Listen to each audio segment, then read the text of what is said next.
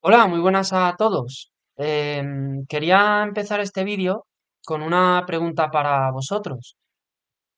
Algo que veo yo en esta sociedad es que muchas personas viven con un permanente sentimiento de insuficiencia, ¿no? Es decir, muchos piensan o que no tienen suficiente o que no valen lo suficiente para los demás, tal vez que no tienen suficiente dinero o suficientes títulos académicos o suficientes seguidores en las redes, se sienten menospreciados, ¿no? Por eso.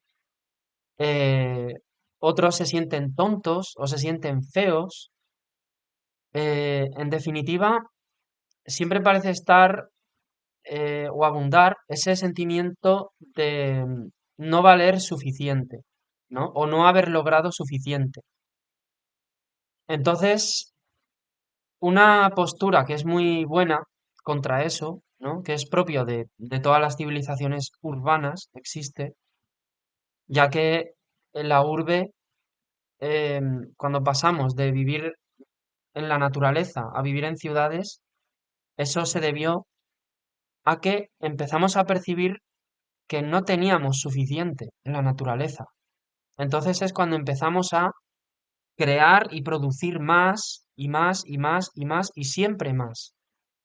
Y eso es la base de todas las ciudades, de todos los pueblos civilizados, ¿no? Que llaman, y del progreso moderno. Bueno, pues volviendo al tema, em, lo que quería decir es que algo que podemos hacer es valorar aquello de lo que disponemos. Em, Porque si nos centramos en ese aspecto, podemos ver que tenemos muchísimas cosas positivas a nuestro alrededor. Y sentirnos agradecidos y validados por todo ello, ¿no? Y también podemos ver los potenciales que tenemos y cómo podemos seguir desarrollándonos y mejorando en todo tipo de aspectos, ¿no? Eh, lo cual no quiere decir que no seamos valiosos. Nosotros ya somos valiosos, siempre. Lo que sucede es que eso no nos impide mejorar y poder eh, expresar en la vida y en el mundo todo aquello positivo que podemos sacar de nosotros, pero siempre somos valiosos. Em, Bien, sin embargo, cuando salimos de nosotros mismos y nos centramos en el panorama general, ¿no? Generalizamos la mirada al conjunto de la sociedad o a la sociedad que nos rodea, nos da la impresión de que hay muchas cosas que van mal y que podrían ir bien con una simple aplicación del sentido común o con un mínimo de valores humanos. Y nos parece que hay muchas cosas que van a peor y a peor cada vez. Y parece ser que no podemos hacer nada y no entendemos por qué esto tiene por qué ser así. Incluso yo entiendo que haya personas que decidan no saber nada de lo que sucede en el mundo y centrarse únicamente en su vida y en aspectos positivos, porque hay muchas personas que son sensibles y que no toleran ver todos esos aspectos terribles que suceden.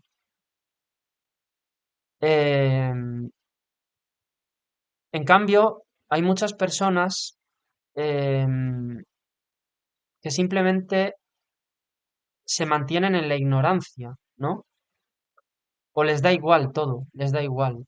De hecho, la sociedad invierte una enorme cantidad de esfuerzo y de dinero y de recursos en que las masas sean ignorantes, porque ellos han estudiado ya durante miles de años cómo manejar a las masas, y si ellos ponen en marcha mecanismos para que seamos ignorantes, al menos una gran mayoría, lo van a conseguir, porque eso es incluso se podría decir que tiene aspectos de ciencia, ¿no? De cómo conseguir unos determinados resultados. Y así es como lo hacen. Entonces ellos nos quieren ignorantes. Una explicación de por qué tenemos esa sensación y por qué tantas cosas van mal se puede explicar si pensamos qué pasa cuando se corta un árbol, ¿no? Cuando se tala.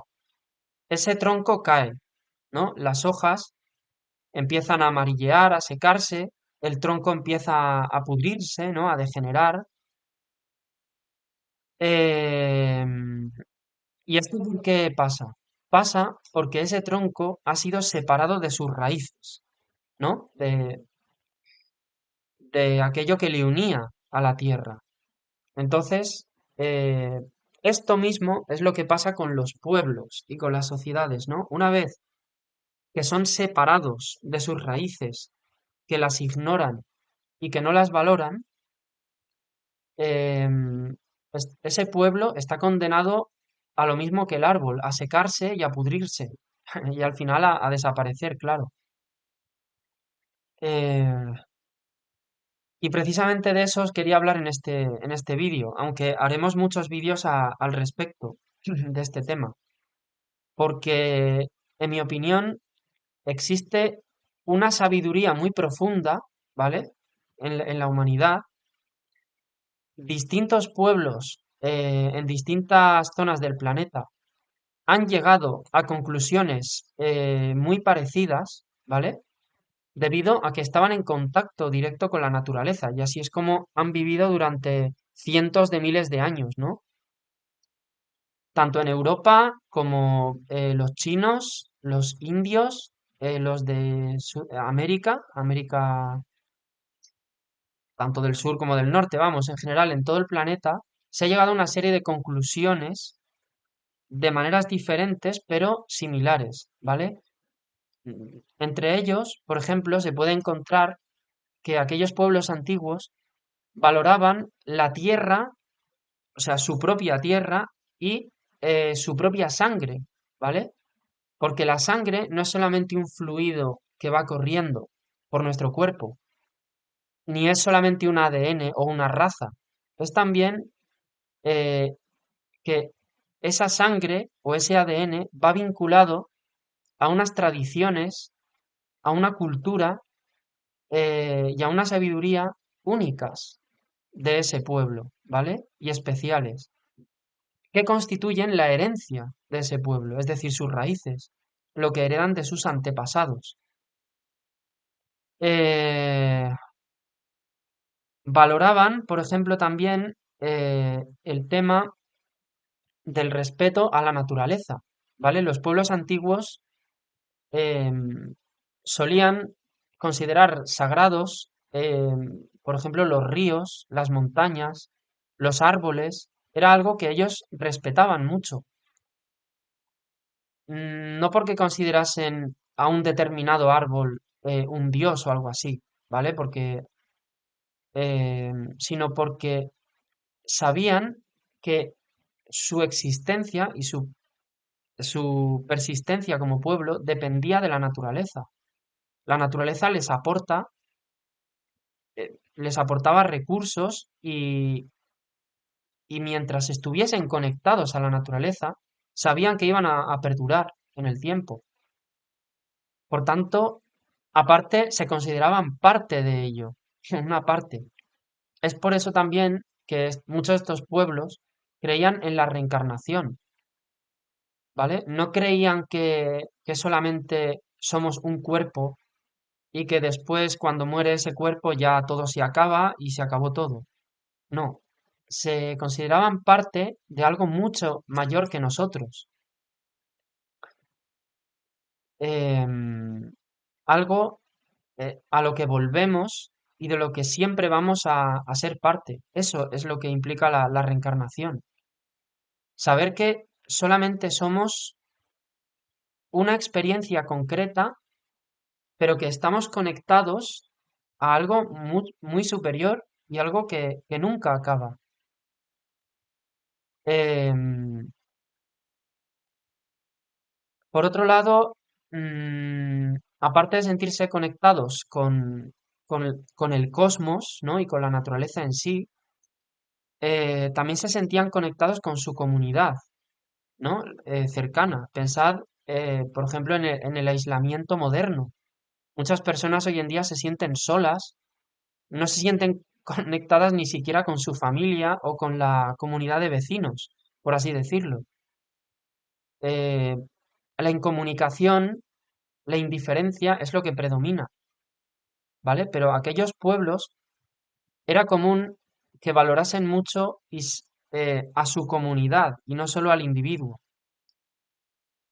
Bien, pues de todo esto nos quieren completamente separados, ¿vale? Porque en el mundo, en la sociedad moderna, se pretende exactamente lo contrario.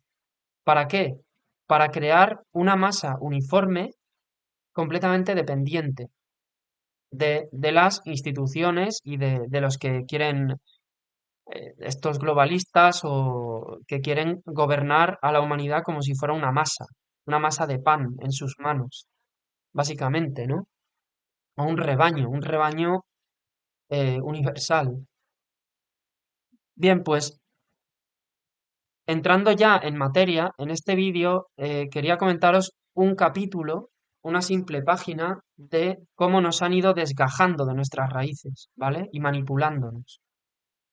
Y es lo que sucedió cuando el Imperio Romano se hizo cristiano y empezó a perseguir eh, por todas partes el paganismo, que el paganismo no es más que un concepto que engloba cualquier cultura, cualquier tradición y cualquier pueblo que no sea, que no esté influido por el judaísmo, ¿vale? Por las tres religiones abrahámicas, ¿no? Que son el propio judaísmo, el cristianismo y el islam, ¿vale? Em, si nos centramos en el cristianismo, eh, muchas personas obviamente valoran que el cristianismo ha sido parte de la historia de Europa incuestionablemente. Pero si nos... realmente esas no son las raíces de Europa, son muy, muy antiguas, ¿vale? Se pueden retrotraer hasta los neandertales incluso. Em, sí, el cristianismo es un culto de origen judío. De hecho, cuando empezó en el año cero, em, o en el año, vamos, en la primera mitad lo que ahora se considera el primer siglo, ¿no? Después de Cristo, era un culto judío, era una variante del judaísmo, sin más. No obstante, lo que sucedió fue que en el año 50, ¿vale? Se hizo un concilio, el concilio de Jerusalén, y en él estaba Pablo de Tarso. Em, Pablo de Tarso era un judío que comenzó precisamente persiguiendo a los cristianos. Sin embargo, después, en este concilio, decidió eliminar del cristianismo algunos elementos que hacían imposible que pueblos que no fueran judíos siguieran el cristianismo. Entonces, por ejemplo, el judaísmo tiene un montón de reglas súper estrictas y súper concretas que se llaman las reglas del Sabbat. Aparte de los famosos 10 mandamientos, tiene cientos de reglas que solamente personas que han sido educadas en una sinagoga desde la infancia pueden seguir, porque es muy difícil llegar a, a aplicar normas tan rocambolescas, ¿no? El tema de la circuncisión de los recién nacidos, también Pablo de Tarso lo eliminó, porque eso era rechazado por otros pueblos. Así como la prohibición de comer cerdo, que también era rechazada, la eliminó. Y de este modo es como se creó el cristianismo, ¿vale? El cristianismo es un judaísmo reconvertido, ¿vale? De tal manera que pueda ser asimilado por otros pueblos. Esto es indudable. Es cierto que de hecho, el Antiguo Testamento de la Biblia es un libro judío que se llama el Tanakh o Tanaj.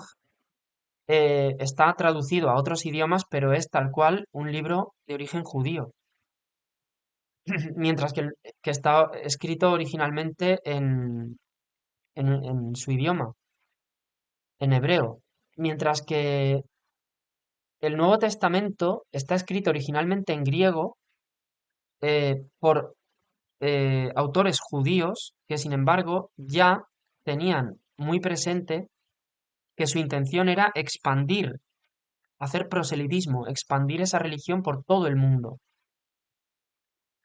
Por eso es por lo que eligieron el idioma griego, porque era lo más común vamos, en aquella época y en la zona del Imperio Romano. Em, bien, eh, una vez convertido el cristianismo a partir del judaísmo, lo que hicieron fue crear una estructura, ¿vale? Para poder expandirse en el imperio hay que crear una estructura. Esta estructura consistió en unidades que se llaman, bueno, cada iglesia estaba rodeada por una parroquia, ¿vale? A su vez, las parroquias diferentes se agrupan en diócesis, ¿vale? Una diócesis era la estructura que tenían los romanos para organizar su propio ejército en aquella época. Y los cristianos lo que hicieron fue apropiarse de eso y organizar de la misma manera, como si fuera un ejército, a su propia estructura administrativa.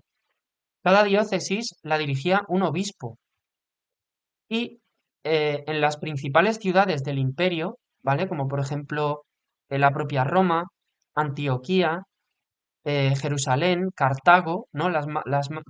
Constantinopla, las más importantes, fueron colocando lo que llaman arzobispos, em, que son los cargos más relevantes.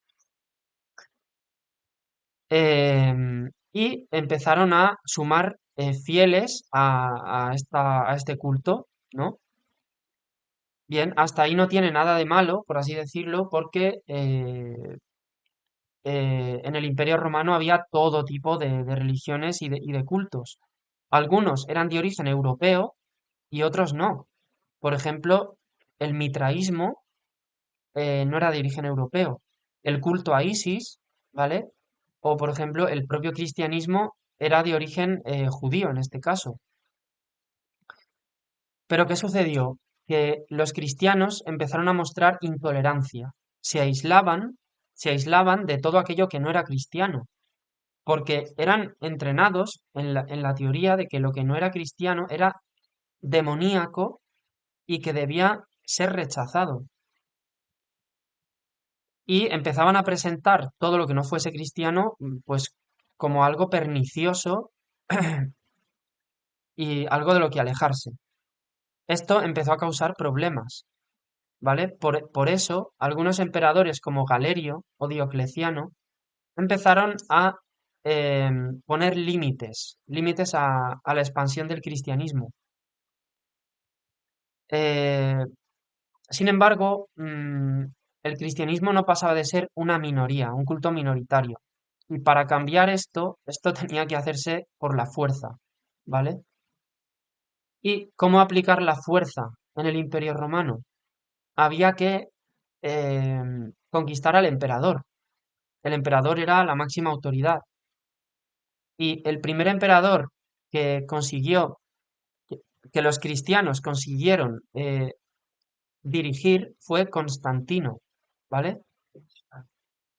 El emperador Constantino, bueno, en aquella época el imperio estaba dividido en dos, ¿no? El de Occidente y el de Oriente.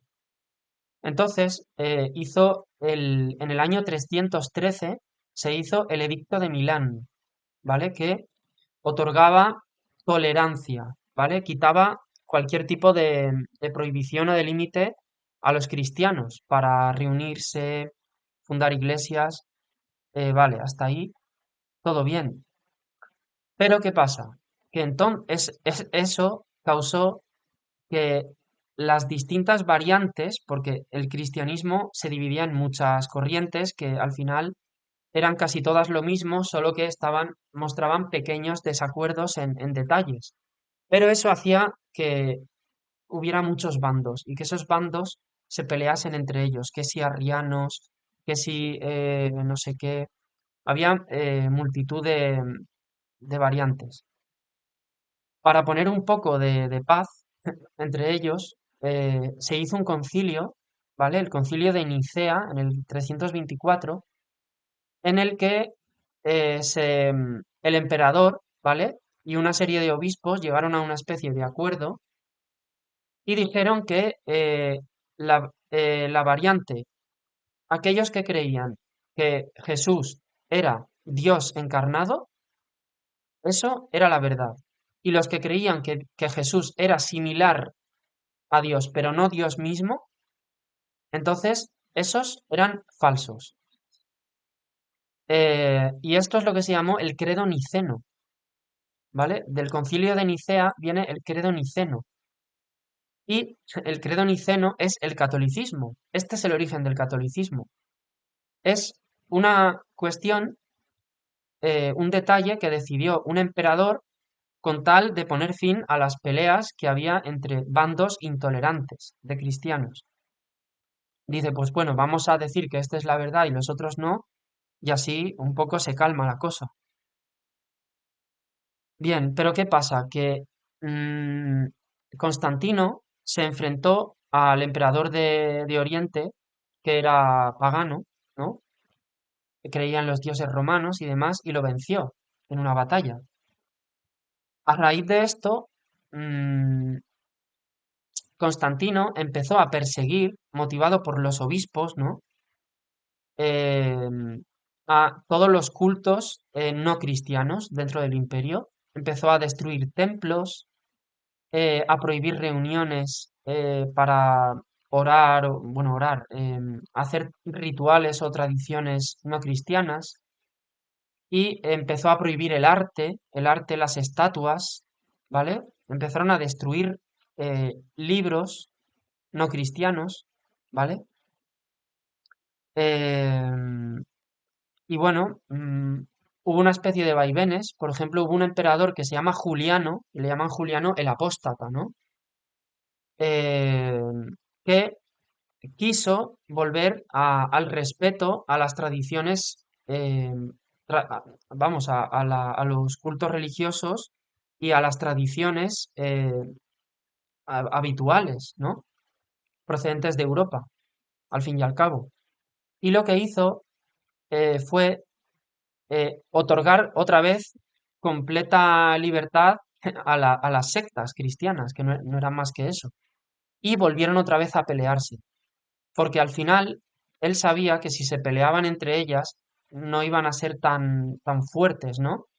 No se iban a centrar tanto en el odio al paganismo, sino en el odio a ellas mismas, entre ellas. Pero Juliano murió en una batalla contra los persas y le sucedió otro emperador que se llama Joviano.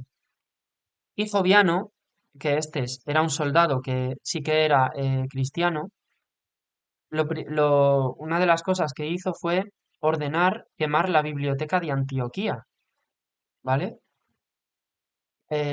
Como veis, esta gente empezó a quemar tanto templos como bibliotecas, que es donde en aquellos tiempos se almacenaban multitud de obras antiguas.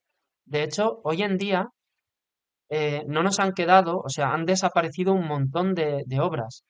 De hecho, permitidme que os lea un fragmento de todas aquellas obras que se han perdido para que os hagáis una idea de todo lo que ha desaparecido de nuestra cultura antigua. Por ejemplo, dice, esto está extraído de un libro que es Historia Universal de la Destrucción de Libros de Fernando Báez, ¿vale? Dice, baste señalar que de las 120 obras de los catálogos del prestigioso Sófocles, solo existen 7 en estado íntegro. Safo de Lesbos, la gran poetisa, dejó una obra compilada en 9 libros, pero solo tenemos 2 odas casi completas y meros fragmentos. Los 5 libros de Corina de Tanagra, la segunda poetisa relevante en la poesía griega, competidora de certámenes donde venció a Píndaro, hoy está reducida a un grupo de fragmentos incoherentes. De las 82 tragedias de Eurípides, solo tenemos 18. Este horror es todavía mayor. Todos los presocráticos y todos los sofistas están en fragmentos. Siempre resultará sorprendente que no hayamos conservado Sobre el no ser o Sobre la naturaleza de Gorgias de Leontini, donde probó que nada existe. La pérdida de textos se extiende a todos los periodos de la literatura, ciencia y filosofía de Grecia. Citado por Platón, admirado por Sócrates, Agatón de Atenas, poeta trágico, escribió obras de una perfección casi compulsiva, pero hoy no existen. Los Parthenion, una colección de poemas en 6 libros escritos por Alcmán de Sardes, se perdieron también. Un caso muy delicado es el de Aristófanes de Atenas, escritor de comedias. De 40 comedias que escribió, apenas sobrevivieron 11. ¿No es insólito? Se perdieron las 101 comedias de Dífilo de Sinope, las 100 comedias de Eubulo de Atenas y las 250 comedias de Alexis de Turi. Todos los escritos de los cínicos, pirrónicos, escépticos y estoicos se redujeron a fragmentos. Tampoco tuvo suerte Zenón de Citio, que escribió una república que era más leída que la de Platón. De los más de 500 libros de Crisipo de Solos, solamente hay fragmentos. Desaparecieron los 30 libros de las memorias del historiador Arato de Sición. ¿Acaso el inventario de detalles más extravagantes sobre el mundo antiguo? No leemos nada, salvo minúsculos segmentos, de los 9500 versos de Arctino de Mileto. Al menos 13 libros de Píndaro se han perdido. De las 500 tragedias de Prátinas de Fliunte, solo existen fragmentos. De las 250 tragedias de Astidamas se han perdido todas. ¿Y qué decir del prestigioso Aristarco de Samos, astrónomo y matemático, que fue el que estableció la teoría heliocéntrica, ¿no? Que la Tierra giraba alrededor del Sol? Escribió decenas de tratados de diversos temas hoy inexistentes. Puede parecer increíble, pero hay más de 100 libros perdidos de Plutarco de Queronea, de Espeusipo de Atenas, que reveló los secretos de su tío y maestro Platón, no ha quedado ni una sola obra completa. El reconocido Duris de Samos, favorito de los públicos cultos de Grecia, se ha reducido a un montón de párrafos. Los 47 libros de las memorias históricas de Estrabón de Amasia, autor de la geografía, se perdieron por completo. Es una verdadera lástima que se hayan perdido los escritos de Beroso de Belos. Hoy apenas quedan fragmentos de su monumental Historia de Babilonia, escrita hacia 280 años antes de Cristo, en 3 libros divididos en 3 periodos. Vale, esto solo es una muestra de todo lo que se ha perdido, porque es que, por ejemplo, si buscáis obras de Epicuro, de Samos, apenas quedan frases sueltas de ese filósofo tan interesante, ¿no? Epicuro, uno de los más, a mí es de los que más me gustan. De muchos autores romanos tampoco queda nada, porque es que desde que se impuso el cristianismo, se ha ido destruyendo la literatura antigua, el arte antiguo. Por ejemplo, pensad todas las esculturas antiguas, los templos antiguos magníficos de piedra, no queda ninguno, fueron todos o casi todos derruidos, hechos ruinas y sustituidos por iglesias. Que sí, que es verdad que mucha arquitectura de iglesias y catedrales y demás es magnífica. Y también mucha música cristiana. No tenemos por qué rechazar eso. Pero pensad que todo eso, más que cristianismo, que es el culto que inspira todo eso, pero en realidad ahí eso lo que refleja es la esencia europea y el talento europeo. Porque yo creo, corregidme si me equivoco, que los judíos no tienen una arquitectura ni una música similar. ¿vale? Eso es esencia puramente europea, aunque sea un culto judío quien lo inspire, ¿no? Bueno, continuemos con lo que sucedió con nuestra, no solo religión, nuestras tradiciones y nuestra sabiduría antigua, calificada como paganismo, ¿no? El siguiente emperador a mencionar es Teodosio, ¿vale? Teodosio, en el año 380, creó el Edicto de Tesalónica. Si lo buscáis, en él establece que todo culto que no sea el catolicismo va a ser radicalmente perseguido, así de claro, ¿vale? Entonces imaginaros en la práctica lo que eso supuso, ¿no? Y hasta tal punto que en el año 386, 6 años después del Edicto de Tesalónica, eh, un orador pagano que se llama Libanio escribió la Epístola Pro Templis, pidiéndole por favor a Teodosio que conservase los pocos templos que aún quedaban para los no cristianos, ¿no? Y una anécdota muy interesante de Teodosio es que en bueno, resulta que había una competición de carros en la ciudad de Tesalónica, precisamente, en Grecia. Hoy está en Grecia, esta ciudad. Y un, un competidor muy famoso, ¿no? Como si hoy fuera un futbolista muy famoso, no cayó en gracia al general romano que controlaba esa ciudad, entonces ordenó arrestarlo y eh, el- algunos fanáticos, ¿no? Cogieron a ese general romano, bueno, ese cargo militar que estaba allí en la ciudad, y lo mataron y lo arrastraron y lo mataron, ¿no? Ahí en la arena. Entonces, Teodosio no tuvo mejor idea que congregar a todo el pueblo de Tesalónica en, allí, en ese estadio, ese gran circo, y les dijo, va a haber una festividad, tenéis que acudir todos. Y cuando todo el pueblo estaba allí congregado, unos arqueros que estaban ocultos se cerraron las puertas y unos arqueros empezaron a disparar flechas acribillando al pueblo, ¿vale? Llegando a matar a 7.000 civiles, ¿vale? De la ciudad. Esto es lo que se llama la masacre de Tesalónica, podéis buscarlo.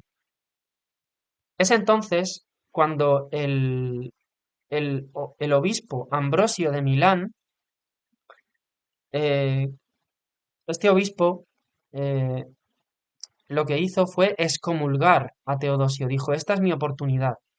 Y al excomulgarlo, Teodosio cogió un miedo tremendo, un arrepentimiento, porque él no sentía arrepentimiento de lo que había hecho, sentía arrepentimiento de ser excomulgado. Fijaros hasta qué punto le influía esto y qué poco le influía a lo otro, ¿no? Y entonces se arrodilló ante Ambrosio en la escalinata de la Catedral de Milán, que hay cuadros de esto, por ejemplo, Rubens creo que tiene un cuadro al respecto, y fue la primera vez que un obispo conseguía poder por encima de un emperador romano. Esto es muy significativo, porque fijaros que luego los papas han sido sucesores de los emperadores, tal cual. Son los obispos de Roma, ¿no? Bien, bueno, esto para que veáis la naturaleza de esta gente. A partir de ahí, ya motivado por este Ambrosio, sobre todo, y otros obispos, tanto Teodosio como su sucesor Valentiniano II empezaron a erradicar el paganismo de todas partes, ¿no? Todo lo que no fuera cristiano. Por ejemplo, el que llaman Martín de Tours, que es San Martín, ¿vale? Empezó a destruir todo el paganismo y a todos los paganos de las Galias, ¿no? Por eso de ahí viene la frase a todo cerdo le llega su San Martín. Viene de este encantador personaje, ¿no? Un tal Marcelo empezó a hacer lo mismo en Siria, ocurrió lo mismo en Cartago y en Egipto. Entonces, ¿qué pasó en Egipto? En el año 391 ocurrió el tema de la Biblioteca de Alejandría, ¿vale? Em, los libros los libros que se guardaban antiguamente en la Biblioteca de Alejandría, que ese edificio había sido destruido, se guardaban en el templo de Serapis, ¿vale? Un dios de allí, de la cultura helenística. Porque muchas obras de estas que hemos comentado que se perdieron se guardaban en templos, no solamente en bibliotecas. Pues em, Teodosio ordenó que se quemase el templo de Serapis. Entonces los paganos se atrincheraron dentro del templo de las murallas intentando defenderlo, pero nada, finalmente fue totalmente quemado y ya está, con todas las obras que guardaba. Eh, Otro acto significativo, en el año 393, solo 3 años después del Edicto de Tesalónica, los Juegos Olímpicos fueron prohibidos. Durante 14 siglos, la Iglesia no permitió que se celebrasen los Juegos Olímpicos. 1400 años después aproximadamente, los griegos de la época lo volvieron a retomar. Pero fijaros, 14 siglos de prohibición solo por ser una tradición pagana y defender valores no judíos, por así decirlo. En el 394, los oráculos de Delfos y de Dídima, que eran los más famosos, fueron destruidos y sustituidos por iglesias, ¿no? En el año 394 sucedió una importantísima batalla que se llama la batalla del río Frígido. Ocurrió en el norte de Italia y ahí, digamos, se enfrentó un emperador pagano que se llama Eugenio y otro emperador cristiano que era Teodosio, ¿no? Este mismo Teodosio. Em, puede considerarse la última batalla entre el paganismo y el cristianismo, ¿no? Y en esa batalla, pues el ejército de paganos, por un motivo de climatología, acabó perdiendo. Le vinieron vientos en contra y eso fue lo que provocó su derrota, al fin y al cabo. Y mm, bueno, a partir de entonces ya el predominio del cristianismo fue total. No hubo ningún otro emperador pagano, si no recuerdo mal. Em, los visigodos eran una especie de vasallos del Imperio Romano también. En el año 396, el rey Alarico, que era visigodo, pero era arriano, era de una variante cristiana, asola Grecia, ataca a Grecia y elimina los misterios eleusinos, ¿no? Que eran un culto que celebraba pues el cambio de las estaciones, la llegada de la primavera, la agricultura, las flores, todo eso. Em, y en el 410, este mismo Alarico entra en Roma, ¿vale? Que fue esto muy destacable porque Roma no había sido invadida desde hacía muchísimos años, desde prácticamente los celtas, que asolaron Roma muchísimo tiempo antes. Pues provocó, este rey Alarico, que era cristiano, provocó un saqueo y una destrucción de cultura brutal, ¿vale? En la antigua Roma. Si nos vamos más adelante, la Academia de Platón, que era muy, muy conocida, muy importante, fue cerrada por el emperador Justiniano, que era bizantino, ¿no? Y más adelante, por ejemplo, por dar pinceladas, ¿no? de lo que sucedió, eh, el emperador Carlomagno, que era también cristiano, encontró, bueno, se peleó contra los sajones, ¿vale? Hizo las guerras contra los sajones, que eran, como nunca habían sido conquistados por los romanos, pues conservaban todas sus tradiciones de origen europeo. Em, Carlomagno los conquistó, los masacró y en el año 782 este hombre encontró a 4.500 sajones que estaban haciendo una tradición en torno a un roble, a un enorme roble. Para ellos era un simbolismo de Yggdrasil, ¿no? El árbol de la vida y del dios Thor.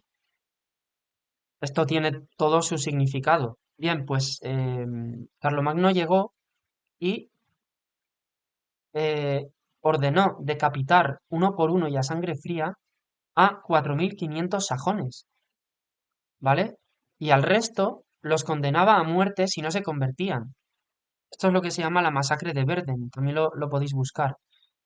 Bueno, pues con todo este tipo de cosas es como un culto de origen judío se impuso a nuestra sabiduría ancestral, ¿vale?